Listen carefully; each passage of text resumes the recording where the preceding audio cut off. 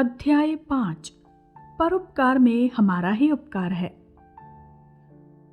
ये विचार करने से पहले कि कर्तव्य निष्ठा हमें आध्यात्मिक उन्नति में किस प्रकार सहायता पहुंचाती है, मैं आप लोगों को संक्षेप में ये भी बता देना चाहता हूँ कि भारतवर्ष में जिसे हम कर्म कहते हैं, उसका एक दूसरा पहलू और कौन सा है।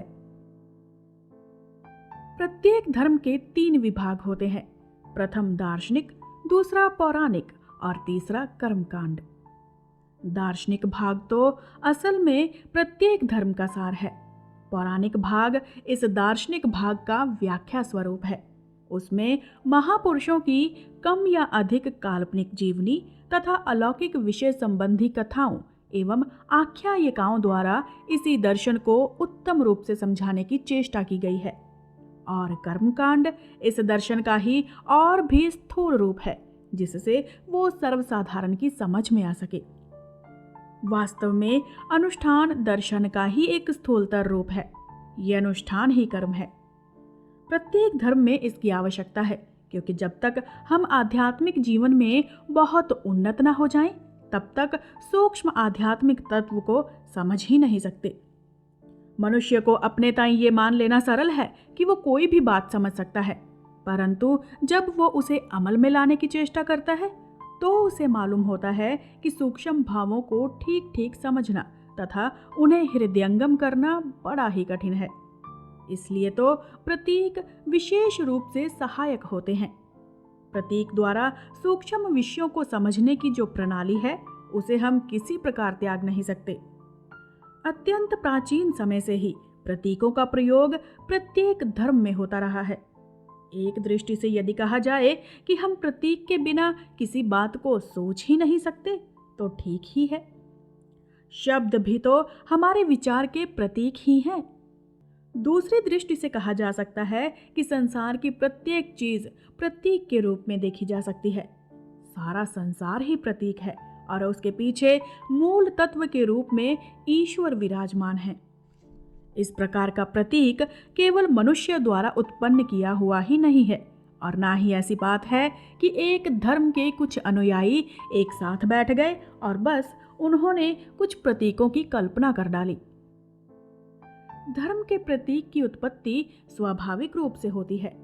नहीं तो ऐसा क्यों है कि प्रायः सभी मनुष्यों के मन में कुछ विशेष प्रतीक कुछ विशिष्ट भावों से सदा संबंध रहते हैं। कुछ प्रतीक तो सभी जगह पाए जाते हैं।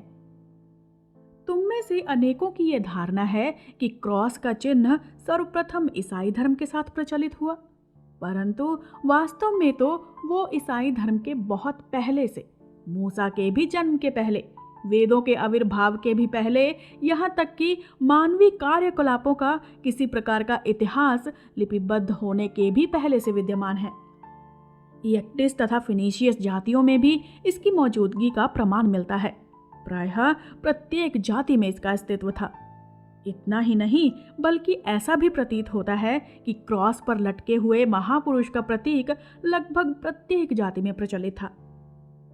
इसी प्रकार सारे संसार में वृत्त भी एक उत्कृष्ट प्रतीक माना गया है। फिर इसके अतिरिक्त सारे संसार में सबसे अधिक प्रचलित स्वास्तिक भी एक प्रतीक रहा है। एक समय ऐसी धारणा थी कि बौद्ध इसे अपने साथ साथ सारे संसार भर में ले गए, परंतु पता चलता है कि बौद्ध धर्म के सदियों पहले कई जातियों में इसका प्रचार था। प्राचीन बेबीलोन तथा मिस्र देश में भी ये पाया जाता था। इस सब से क्या प्रकट होता है? यही कि ये सब प्रतीक केवल काल्पनिक या स्वेच्छाकृत ही नहीं थे। इनका कोई न कोई विशेष कारण अवश्य रहा होगा। उनमें तथा मानवीय मन में कोई स्वाभाविक संबंध रहा होगा। इसी प्रकार भाषा भी कोई कृत्रिम वस्तु नहीं है। ऐसी बात नहीं कि कुछ लोगों ने एक साथ बैठकर ये तय कर लिया कि कुछ विशेष भाव कुछ विशेष शब्दों द्वारा प्रकट किए जाएं और बस भाषा की उत्पत्ति हो गई। नहीं, भाषा की उत्पत्ति इस प्रकार नहीं हुई। कोई भी भाव अपने अनुषंगिक शब्द के बिना नहीं रह सकता, और ना कोई शब्द ही अपने अनुषंगिक भाव बिना रह सकता है। शब्द और भाव स्वभावतः अविच्छेद है।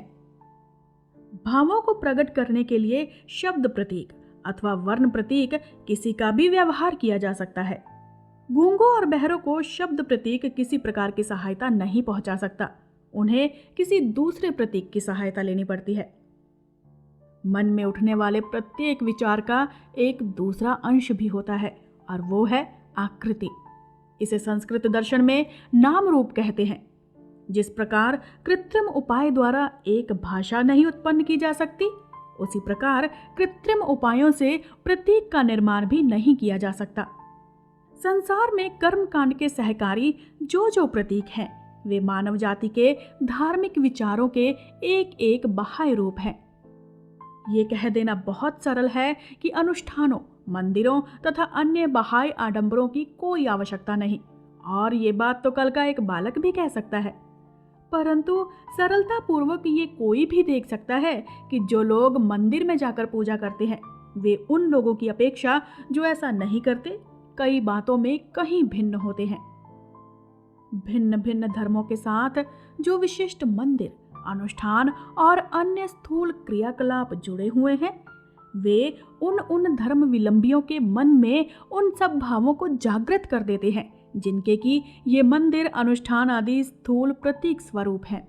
अतएव अनुष्ठानों एवं प्रतीकों को एकदम उड़ा देना उचित नहीं। इन सब विषयों का अध्ययन एवं अभ्यास स्वभावत कर्म योग का ही एक अंग है। इस कर्म योग के और भी कई पहलू हैं। इनमें से एक है भाव तथा शब्द के संबंध को जानना एवं ये भी ज्ञान प्राप्त करना कि शब्द शक्ति से क्या क्या हो सकता है। प्रत्येक धर्म शब्द की शक्ति को मानता है। यहाँ तक कि किसी किसी धर्म में तो ये धारणा है कि समस्त सृष्टि शब्द से ही निकली है। ईश्वर के संकल्प का बाह्य आकार शब्द है, और चूंकि ईश्वर ने सृष्टि रचना के पूर्व संकल्प एवं इच्छा की थी, इसलिए सृष्टि शब्द से ही निकली है। इस जड़वादमय जीवन के कोलाहल में हमारे सनाइयों में भी जड़ता आ गई है। ज्यों-ज्यों हम बूढ़े होते जाते हैं और संसार की ठोकरें खाते जाते हैं, त्यों-त्यों हम में अधिकाधिक जड़ता आती जाती है, और फलस्वरूप हमारे चारों ओर निरंतर हमारे ध्यान को आकर्षित करने वाली जो सारी घटनाएं होती रहती हैं, उनके प्रति हम उदासीन रहकर उनसे कोई शिक्षा ग्रहण नहीं कर पाते।